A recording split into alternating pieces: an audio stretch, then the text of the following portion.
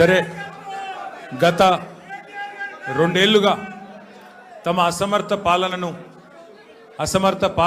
పరిపాలన వైఫల్యాల నుండి ప్రజల దృష్టి మరల్చడానికి ఒకటి తర్వాత ఒకటి ఏవైతే కొన్ని కాలక్షేప కథా చిత్రాలు నడుపుతూ ఉన్నారో ఆ కాలక్షేప కథా చిత్రాల్లో భాగంగా పరంపరలో భాగంగా ఇవాళ నాకు కూడా ఏదో నోటీసులు ఇచ్చి టెలిఫోన్ ట్యాపింగ్ మీద ఏదో విచారణ చేస్తామని చెప్పి పోలీస్ శాఖ వాళ్ళు పిలవడం జరిగింది. ఆ విచారణకు పూర్తిగా సహకరించి దాదాపు 7-7:30 గంటలు వారు అడిగిన అన్ని ప్రశ్నలకు కూడా సమాధానం చెప్పి నేను మీ దగ్గరికి వస్తూ ఉన్నాను. మొట్టమొదటి మాట ఏమంటే నేను వారిని సూటిగా అడిగాను. గత 2 సంవత్సరాలుగా మీరు ఈ విచారణ కొనసాగిస్తూ ఉన్నారు. ఈ 2 సంవత్సరాలలో లీకుల మీద లీకులు, ముఖ్యంగా మా పార్టీ లీడర్ల వ్యక్తిత్వ హననం చేసే విధంగా, క్యారెక్టర్ అసాసినేషన్ చేసే విధంగా మీరు ఏదైతే వ్యవహారం చేస్తున్నారో దీనికి బాధ్యులు ఎవరో అని అడిగిన వారు మాకు సంబంధం లేదండి, మీడియా ఏం రాస్తే మాకేం సంబంధం అని చేతులు దులుపుకునే ప్రయత్నం చేసినారు. వారు నేను సూటిగా అడిగాను, మీరు గత 2 సంవత్సరాలుగా మీరు ప్రతిసారి విచారణ పేరిట లేకపోతే ఏదో ఒక లీక్ ఇవ్వడము, లేదా విచారణకు పిలవకపోయినా ఏదో జరిగింది అంటూ మీరు లీక్ ఇవ్వడం, తెల్లారి హెడ్లైన్ కావడం, దానివల్ల ప్రజలు మరి నిజం అనుకొని భ్రమించే కొన్ని పరిస్థితులు వచ్చినాయి. ఇది మంచిది కాదు అని చెప్పిన వారిని సూటిగా అడిగిన నేను. మీరు అంటా ఉన్నారు, పేపర్లు రాస్తూ ఉన్నాయి, కొన్ని యూట్యూబ్ ఛానళ్ళు మరి ఇష్టం వచ్చినట్టు మాట్లాడుతున్నారు. కొంతమంది చాలా నా మాట అనడానికి నాకే సిగ్గుంది. కొంతమంది హీరోయిన్లను వీళ్ళేదో ట్యాప్ చేసి బెదిరించి ఇష్టం వచ్చినట్టుగా వాళ్ళు ఏదైతే అడ్డగోలు వ్యాఖ్యానాలు రాసినారో ఇది వాస్తవం అయితే నా ముందు పెట్టండి, చెప్పండి ఎవరికి అట్లా జరిగింది దయచేసి చెప్పండి అని చెప్పాను. అనగానే అక్కడున్న అధికారి గారు లేదండి అది కరెక్ట్ కాదు, మేము ఆల్రెడీ మీడియాకి చెప్పాం కదా అన్నారు. నేను అన్నది ఏంటంటే, అయ్యా మరి మీరు కరెక్ట్ కాదు అని మీరు చెప్పిందేమో ఎక్కడో ఇంతంత వస్తుంది, మరి ఇష్టం వచ్చినట్టు మీరు ఇన్ని రోజులు నడిపిన కథనాలకు ఎవరు బాధ్యులు?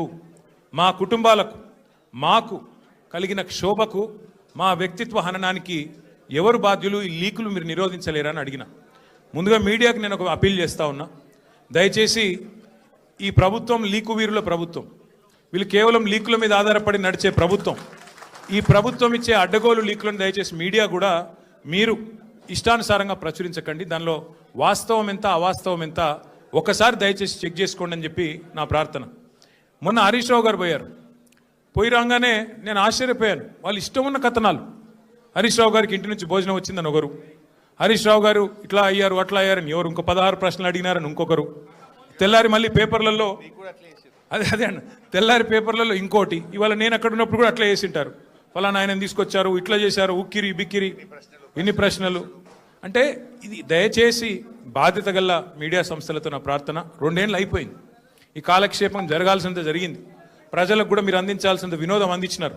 కానీ ఇకనైనా దయచేసి 1-2 సార్లు, ఎందుకంటే మాకు కూడా కుటుంబాలు ఉన్నాయి, మాకు కూడా అభిమానులు ఉన్నారు, మాకు కూడా కార్యకర్తలు ఉన్నారు, మాకు కూడా నియోజకవర్గాలు ఉన్నాయి, మాకు ఓట్లేసిన ప్రజలు ఉన్నారు, వాళ్ళు బాధపడతారు. ఇష్టం వచ్చినట్టు మీరు ఇట్లా వండి వార్చవద్దని చెప్పి నెంబర్ 1.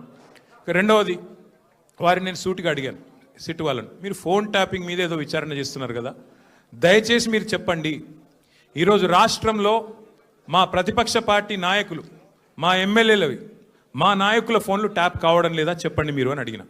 వాళ్ళు మాకేం సంబంధం, మాకు తెలియదు అని నీళ్ళు నమ్ములుతున్నారు తప్ప కావడం లేదు అని చెప్పే పరిస్థితి లేదు.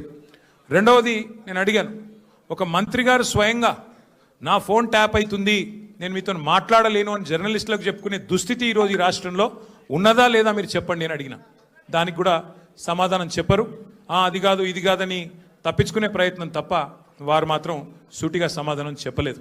కానీ ఒక ధారావాహికగా మాదిరిగా ఏదైతే నడుపుతున్నారో, ఒక సీరియల్ లాగా ఏదైతే నడుపుతున్నారో అదే పరంపరలో అడిగిన ప్రశ్ననే అడుగుడు, మళ్ళీ అడుగుడు, ఒక 300 పేర్లు చదువుడు, ఈయన తెలుసా ఫలానా ఆయన తెలుసా, దాంతోనే 2-3 గంటలు టైంపాస్ చేసుడు తప్ప అక్కడ విషయం ఏమీ లేదు. వారికి కూడా తెలుసు ఆ విషయం.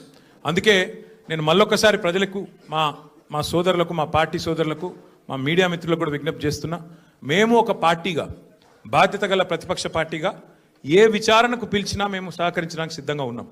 మీరు ఎన్ని కేసులన్నా పెట్టండి, ఎన్ని సిట్టులన్నా వేయండి, బాధ్యత గల ప్రతిపక్ష పార్టీగా పూర్తి స్థాయిలో చట్టాన్ని గౌరవించే వ్యక్తులుగా సహకరిస్తాము. మీరు ఎన్నిసార్లు పిలిచినా వస్తామని చెప్పి కూడా వాళ్ళకు కూడా చెప్పినాం. కానీ మా బాధ్యత పెద్దది.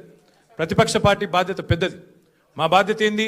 ప్రభుత్వ వైఫల్యాలు, ప్రభుత్వ అవినీతి, ప్రభుత్వం ఏదైతే పూర్తి స్థాయిలో డైవర్షన్ గేమ్లు ఆడుతున్నదో దానికి సంబంధించి కూడా ఖచ్చితంగా మేము ఎత్తి చూపే ప్రయత్నం చేస్తూ ఉన్నాం.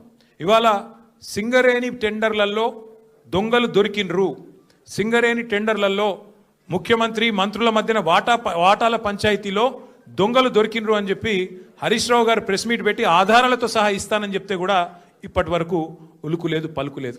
సరే, మీరు సిట్లు వేస్తున్నారు, వేసుకోండి.